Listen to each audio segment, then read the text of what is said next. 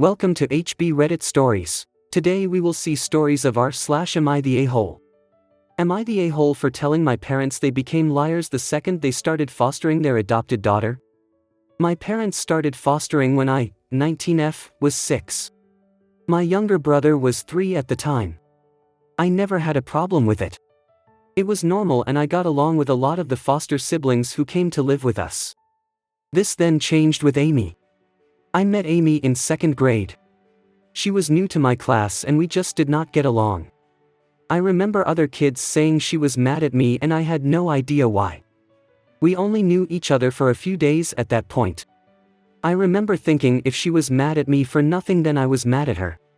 We clashed a lot. Then in 3rd grade she started bullying me. She'd throw my lunch on the floor and step on it. She'd make up lies about me farting to get other kids to make fun of me. She told the teacher she wouldn't sit/work with freaky eye. I have a scar across my left eye. She'd also say I was evil like Scar from The Lion King. The scar gave her plenty of ammunition and eventually I became very self-conscious of this. My parents knew about the bullying and they were called in to speak to teachers and the principal over the bullying. Turns out Amy was a foster kid. Guess who decided to take her in?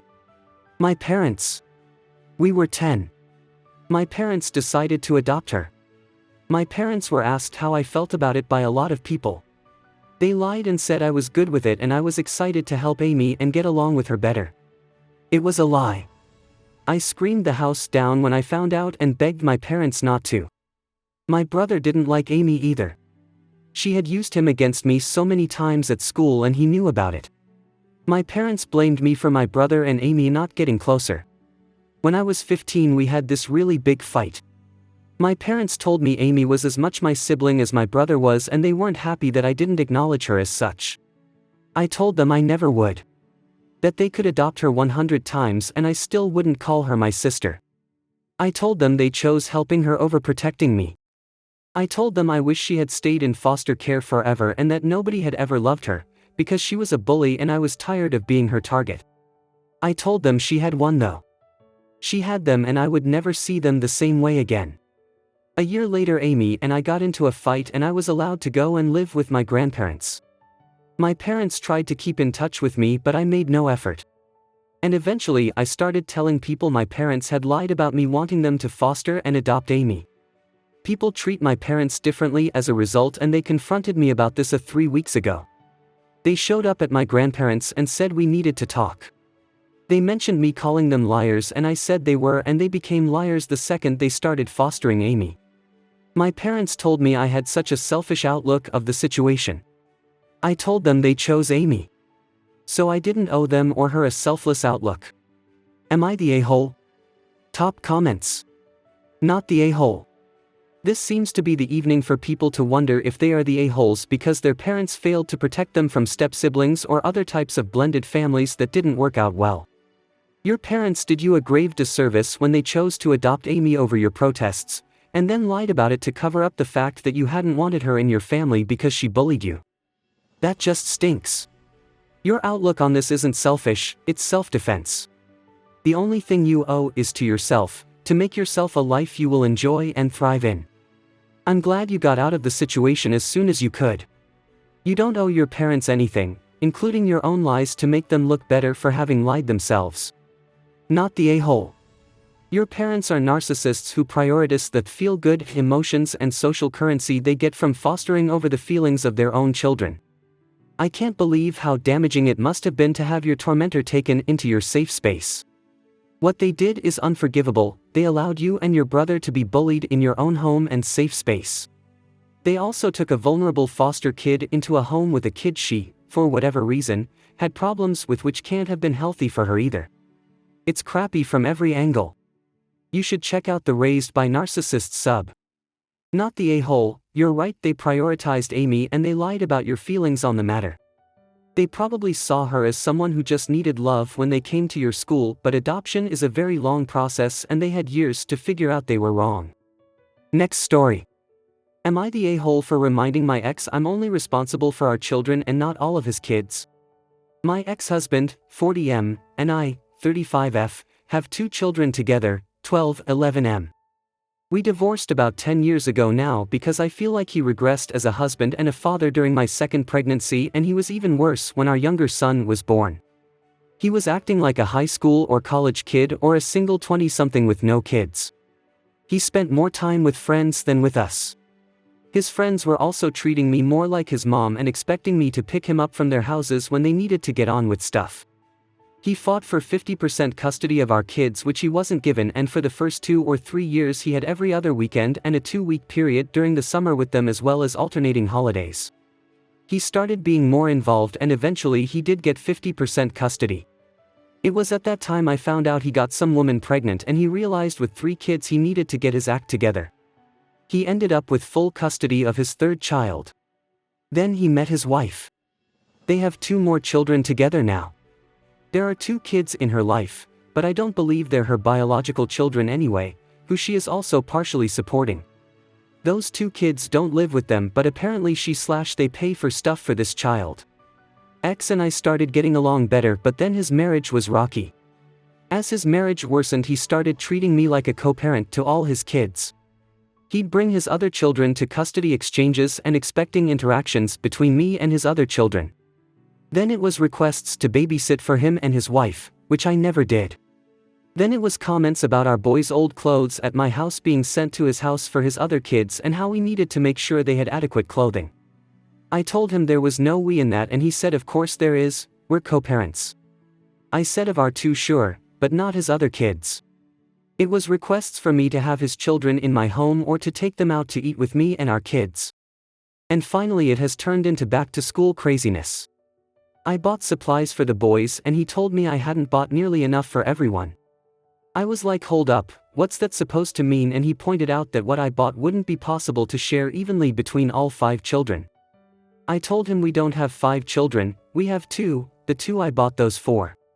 I told him I am responsible for our children, not his 3 others. I told him he has a wife, they share 2 of those children, the other is in their home, so it's up to them. He told me that I know they don't have a lot of money, and I cut him off and told him that still didn't make his children my problem. He said I can't possibly take care of just 2 of them, not when we're co-parenting and all 5 kids live together 50% of the time. He said I should be a part of the community to help raise these kids, and keeping my distance like I do is so dang cold. Am I the a-hole? Top comments. Not the a-hole, obviously.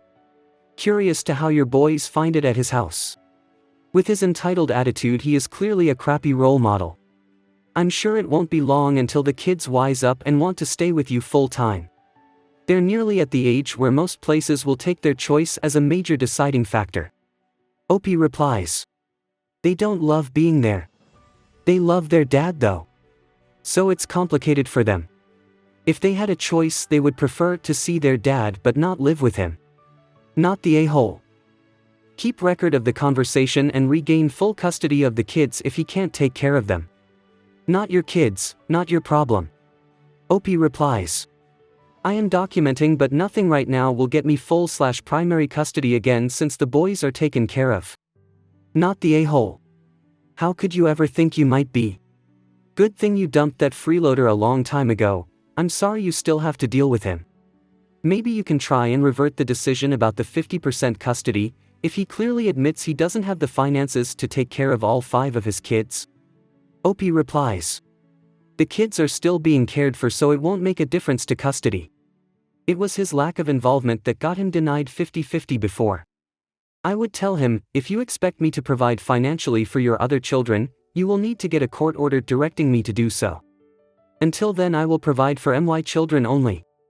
You made the choice to have more children with a different mother. I did not. Not the a-hole.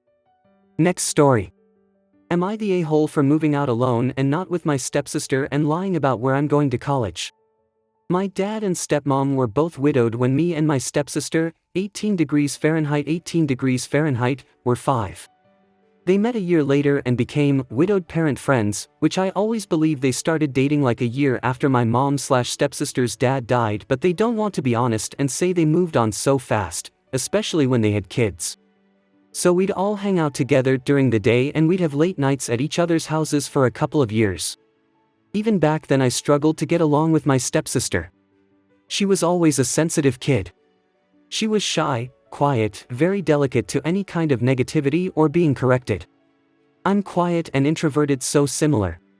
But I was supposed to be her best friend, said my dad, and to be gentle with her, be there for her, help her with stuff, make her laugh. It was annoying back then, and when my dad and stepmom admitted they were dating, I really hated that I was now stuck with her. She stuck to me in school and would track me down and follow me around. My dad told me I should love having a sister my age. I told him I didn't. He told me to think about how great it could be. I told him I wanted to spend time with friends without her. He said she was my best friend. She never could make her own friends. She's very hard to get close to. She hardly talks. She'll talk if it's just us, but it's so painful. She never wants to do anything and just follows me around. There were times I would leave and go spend time with friends and she'd cry and I'd get into trouble for leaving her. Then our half-siblings were born and it was a crap show. I love my half-siblings. It was clear I loved them, but not my stepsister. My stepmom made that a very big deal and told me I shouldn't love some siblings more than others, I should love everyone. She also accused me of turning my half-siblings against my stepsister. But she never wanted to play with them or speak to them. Yet she would get upset when they favored me too. But mostly she hated that I favored them to her. I never wanted to spend time with her. I always had to be forced to. It showed. That didn't help. Family therapy was quit after 4 months because my dad and stepmom didn't like that so much focus was put on helping my stepsister branch out instead of helping us come together as sisters. For 2 years my dad and stepmom and stepsister were planning for me and her to go to college together, to move out together so we could travel at the same time and settle in together. I made plans behind their back with my grandpa. And against their wishes I moved out in June and moved in with grandpa for the summer, and I'll be starting community college in this town when school starts back up. My dad finally found out. He and my stepmom were already pissed I moved out without my stepsister, and now they're pissed we won't be in the same school. Dad was pissed I lied to him for 2 years. I told him he left me with no choice. Am I the a-hole? Top comments. Not the a-hole. They shoved the responsibilities of what sounds like your stepmom's obviously very neurodivergent daughter onto you instead of working on helping her themselves. OP replies. They figured she'd be fine if we were close. But it was never going to work. I have a small group of friends, but still friends. She has never made one, and I don't think she ever wanted to make any. So she was uncomfortable following me, and I resented her for not being able to be with my friends. As introverted as I am, I do better in my friend group than just my stepsister and me. You're 18 and an adult. You are not responsible for looking after your stepsister as she goes to college. Not the a-hole. OP replies. Not sure my dad or stepmom will ever agree, but even my dad's parents agree. They helped me keep the move quiet. Wish they could get through to him, but nope. Not the a-hole. You are not your stepsister's support animal. You are free to live your life without the burden of someone that will not make their own friends. As far as lying goes, you're right, they left you no choice. Having a conversation with them would not have worked. Maybe it is time to tell your father the following. I am my own individual. It was unfair/cruel to make me responsible for the mental well-being someone else's child. We are stepsisters, not conjoined twins. It was cruel of your wife to blame me because her daughter did not adjust to her mom moving on and having more kids. It was cruel for you and your wife to think that you could plan my life based on stepsister's needs. Dad, you owed it to me to give me a safe space to talk to you about what I felt. You never did, so I lied. I love you, but it is time I plan and live my life based on my needs, not stepsister's or your wife's. Next story. Am I the a-hole for not apologizing to my friend after she screamed at me and my kid at her wedding? Obligatory, this is a throwaway. 2 weeks ago, I, F29, hubby, M31, and son, M4, attended my BFF's, F28, wedding. It was a beautiful ceremony, and everything was going great, until BFF and her husband cut the cake.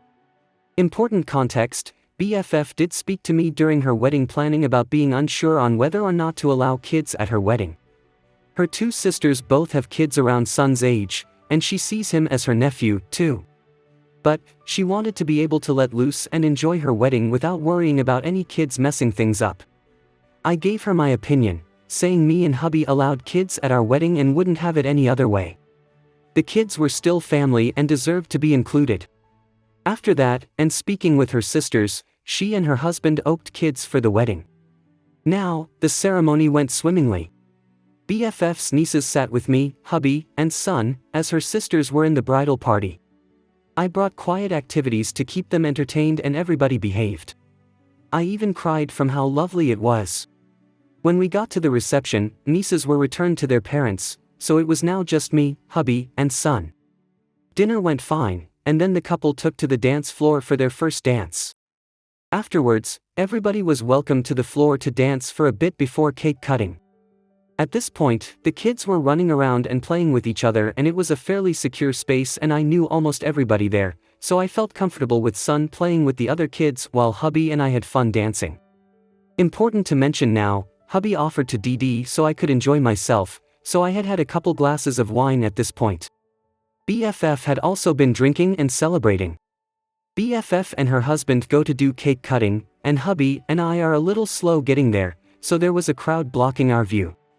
Suddenly, I hear BFF scream son's name. Hubby and I push forward to see what's wrong. I see my son with frosting around his mouth and on his fingers. The cake had a small chunk taken out of it. I try to apologize, but BFF turns around and yells, "This is your fault. Your son ruined my cake. He's only here because you told me it would be worth it to include the kids." I yelled back, telling her that it was just an accident and the rest of the cake was still edible. That this was her nephew she was screaming about. She told me I was no friend of hers and he wasn't her nephew, in front of everyone. She told me to leave or she'd call security. Son and I were crying ATP and the three of us left. One of the bride's sisters reached out to me after and apologized for her sister's reaction, but said I needed to apologize. I think sorries are out the window now after her outburst.